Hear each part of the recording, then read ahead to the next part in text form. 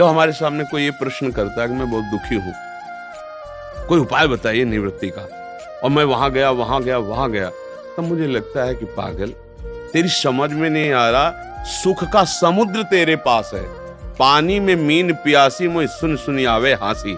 बाहर भटकने से क्या होगा? तुम्हें राम नाम प्रिय है, कृष्ण नाम प्रिय, हरि नाम प्रिय, राधा नाम, जो प्रिय लगे उसको जप के तुम देखो, तुम्हारे हृदय में इतना माल भरा हुआ है कि तुम्हें आंख खोलने की जरूरत ही नहीं पड़ेगी।